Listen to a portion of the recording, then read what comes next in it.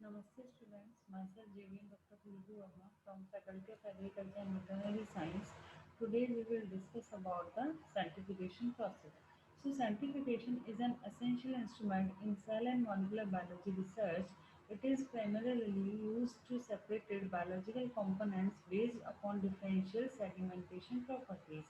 Many types of centrifuges are available for various applications like ultracentrifuge basically for analytical and preparatory use. It has high speed, tabletop, clinical and macrofuge. All centrifuges basically consist of motor which spins a rotor containing the experimental sample. The differences between centrifuges are in the speed at which the samples are centrifuged and the volume of the sample. First of all, we have to know about the sedimentation theory. So, spinning around an axis create a centrifugal force and centrifugal field. A particle in a centrifugal field will experience a centrifugal force defined by F is equal to m into angular velocity square and r, which is distance from the axis. So this force will be opposed by a buoyant force which is Fb and frictional force Ff.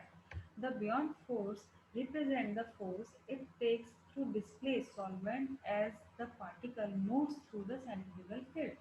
The frictional force represents the drag on the particle as it passes solvent molecule. These two forces are respectively can define as is equal to Fb is equal to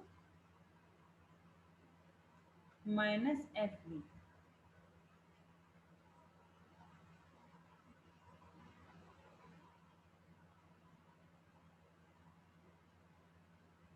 If we talk about the preparative centrifugation, so centrifugation is most used often in the biological science to collect material or to separate particles based upon their sedimentation properties.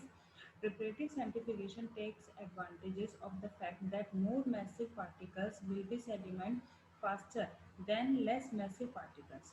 For example, organelles and other subcellular components can be isolated by differential centrifugation.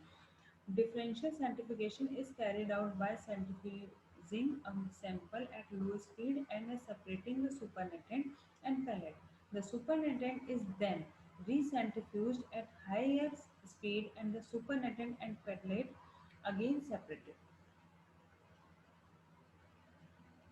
Sedimentation of a particular particle is dependent upon the RCF value, which is relative centrifugal force, and how long the centrifugal force is applied.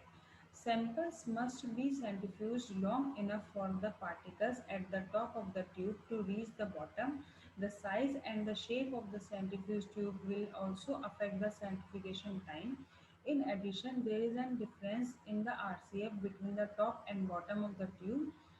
These factors need to be taken into consideration when scaling up from small pilot experiments carried out in small centrifuge tubes into large scale experiments. The term G minutes refers to the product of the minutes a sample is centrifuged and G force. The journal assuming that the sizes and dimensions of the centrifuge tubes are similar, the product of the G force and the time of centrifugation can be used to determine the conditions needed to be completely sediment a particle. For example, if it takes 60 minutes to completely sediment a particle at 1000 Hg, then it should only take 10 minutes to sediment the same particle at 6000 Hg. So here is the sum up of this session, and this session is powered by digital version 2.0 Jyoti Vidyapeeth Women's University Jaipur. If you have any query, then mention in the comment box. I will resolve it. Thank you.